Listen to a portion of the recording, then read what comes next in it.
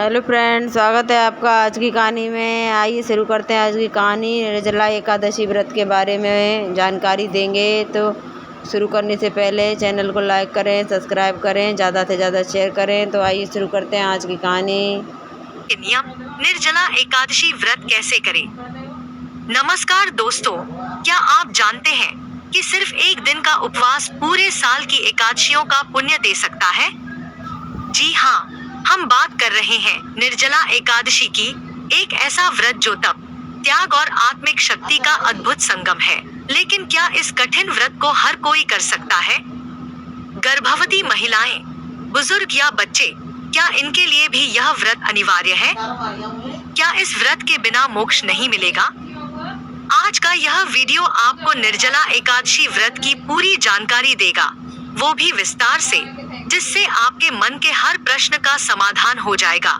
इसलिए बने रहिए अंत तक।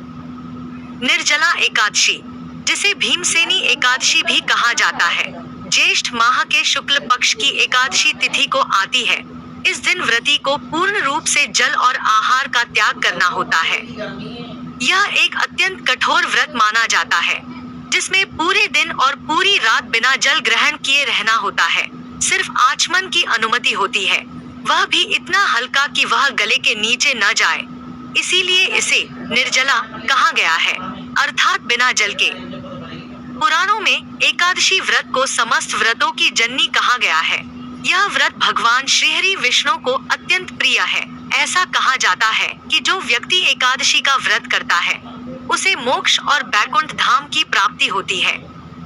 एक वर्ष में 24 एकादशियां आती हैं, हर माह 2 बार, शुक्ल पक्ष और कृष्ण पक्ष में। कभी कभी जब अधिक मास, पुरुषोत्तम मास आता है, तब यह संख्या 26 हो जाती है। लेकिन यदि कोई व्यक्ति केवल निर्जला एकादशी का व्रत करता है, वह भी विधिवत, तो उसे पूरे वर्ष की सभी एकादशियों का पुण्य प्राप्त हो जाता है। महाभारत में वर्णित कथा के अनुसार, जब पांडवों में से केवल भीमसेन एकादशी का व्रत नहीं करते थे, तो उन्होंने अपने पितामह व्यास जी से पूछा, क्या मैं नरकगामी हो जाऊंगा क्योंकि मैं व्रत नहीं करता? तब व्यास जी ने कहा, यदि तुम स्वर्ग की इच्छा रखते हो और नरक से बचना चाहते हो, तो एकादशी व्रत अवश्य करो। भीमसेन ने अपनी विवशता बताई कि उनके पेट में एक विशेष अग्नि वृक्क है, जो बिना भोजन के शांत नहीं होती, इसलिए वे नियमित व्रत नहीं कर सकते। तब व्यास जी ने उन्हें निर्जला एकादशी का व्रत करने की सलाह दी। सिर्फ वर्ष में एक बार भीमसेन ने उस व्रत को पूरी निष्ठा से किया और तभी से इस व्रत को भीमसेनी एकादशी भी कहा जाने लगा। निर्जला एकादशी व्रत की विधि अत्यंत कठोर है, परंतु उसका फल भी उतना ही दिव्य है। आइए जानते हैं इसकी संपूर्ण प्रक्रिया।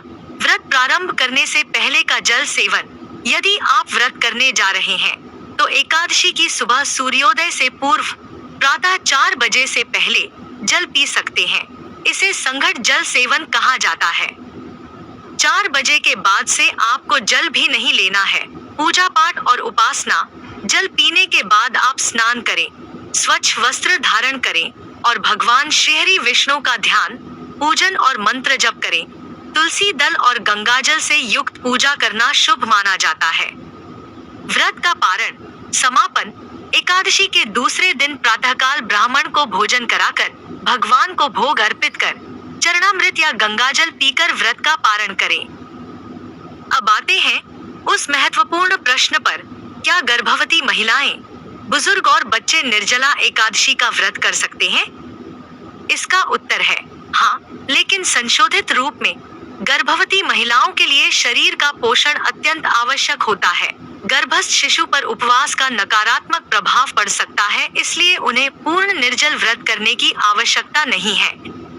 वे फलाहार कर सकती हैं, जैसे फल, दूध, नींबू पानी, जूस इत्यादि का सेवन करें। साथ ही भगवान की आराधना, पूजा और मंत्र जप करें।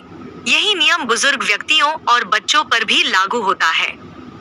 याद रखिए, भावना शुद्ध होनी चाहिए, न कि शरीर को कष्ट देना उद्देश्य होना चाहिए। व्रत का फल भगवान के हाथ में है, और यदि आप शुद्ध मन से शरीर की क्षमता अनुसार व्रत करते हैं, तो पुण्य आपको अवश्य प्राप्त होगा।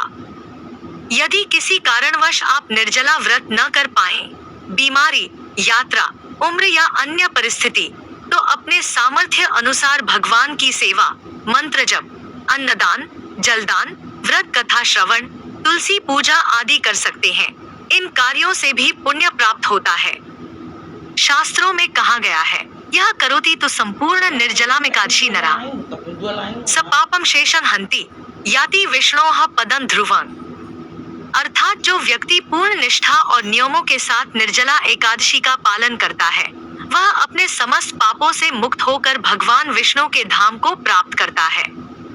एकादशी के दिन प्रातः ब्रह्मा मुहूर्त में उठकर स्नान करें और यदि संभव हो तो गंगाजल से स्नान करें, पीले वस्त्र धारण करें, क्योंकि यह भगवान विष्णु का प्रिय रंग है। घर के मंदिर में बैठकर हाथ में जल और पुष्प लेकर संकल्प लें, हे भगवान नारायण, आज मैं ज्येष्ठ मास की शुक्ल पक्ष की निर्जला एकादशी का व्रत कर रही हूँ। आप मुझे शक्ति और भक्ति प्रदान करें ताकि मैं इस व्रत को श्रद्धा और निष्ठा से पूरा कर सकूं। उसके बाद जो व्रत आप रखने जा रहे हैं, निर्जल, जल पीकर या फलाहार, उसका उल्लेख करें। भगवान को अपने मन की बात कहिए, भावना को स्पष्ट कीजिए, फिर जल और पुष्प भगवान के चरणों में अर्पित कर दें। अब पूजा आरंभ करें। चंदन, अक्षत, फूल, धूप, दीप, मिठाई, फल आदि जो भी उपलब्ध हो, भगवान को अर्पण करें। यदि संभव हो तो दक्षिणा या भेंट भी अर्पित करें। इसके पश्चात एकादशी व्रत कथा का श्रवण करें या पढ़ें। फिर भगवान का प्रिय मंत्र नमो भगवते वासुदेवाय, इस मंत्र का अधिकाधिक जाप करें। जितना समय मिले उतनी बार यह मंत्र जपें। दिन भर इस मंत्र के साथ भगवान का ध्यान करें। शाम के समय फिर स्नान करें, भगवान का पूजन करें और रात्रि जागरण करें। यह जागरण अत्यंत पुण्यकारी माना गया है। यदि आप निर्जल व्रत कर रहे हों और प्यास लगे तो भी मन में भगवान का स्मरण करते रहें, उनका नाम जपते रहें, यही आपकी तपस्या होगी। फिर दूसरे दिन प्रातः काल स्नान करके ब्राह्मणों के लिए भोजन सीधा निकालें, दक्षिणा रखें और उन्हें अर्पण करें। उसके बाद व्रत का पारण करें। यदि आपने निर्जला व्रत रखा है तो भगवान के चरणामृत, चरणोदक या तुलसी मिश्रित गंगाजल से व्रत का पारण करें। यदि आपने फलाहार किया है तो पारण के लिए मुख में चावल का एक दाना या तुलसी जल लेकर पारण करें। यही इस व्रत की परंपरा और विधि है। इसलिए जितना तप करेंगे उतना फल मिलेगा, लेकिन उस तप की सीमा शरीर की शक्ति पर आधारित होनी चाहिए। भगवान कृपालु हैं, वे केवल हमारे संकल्प, हमारी श्रद्धा और निष्ठा को देखते हैं। आप सभी जो व्रत करने जा रहे हैं, चाहे आप पूरे दिन बिना जल के रह सकें या जल पीकर या फलाहार के साथ, व्रत अवश्य करें। जो भी पुण्य होगा वह ईश्वर के कर कमलों में सुरक्षित रहेगा और उचित समय पर आपको उसका फल अवश्य मिलेगा। एकादशी व्रत का पूरा फल प्राप्त करने के लिए केवल एक दिन का व्रत नहीं, बल्कि 3 दिन का संयम आवश्यक है। दशमी, एकादशी और द्वादशी। दशमी, इस दिन से ही साधक को संयमित जीवन की शुरुआत करनी चाहिए। भोजन केवल एक बार करें और उसमें भी इन 10 वस्तुओं से बचें। तामसिक भोजन, जिस रसोई में मांस बना हो, मसूर की दाल, चने की दाल, शहद, किसी और के द्वारा बनाया हुआ भोजन, दिन में 2 बार भोजन, मैथुन, क्रोध, असत्य वचन, ये सभी नियम केवल शारीरिक नहीं, मानसिक और आत्मिक शुद्धता के लिए हैं। एकादशी, इस दिन उपासक को चाहिए कि वह किसी भी प्रकार की क्रीड़ा, खेलकूद, मनोरंजन, झूठ बोलना, क्रोध, दिन में सोना, वाणी से या व्यवहार से किसी को कष्ट पहुंचाना और भोग से दूर रहे। क्या आपने ध्यान दिया?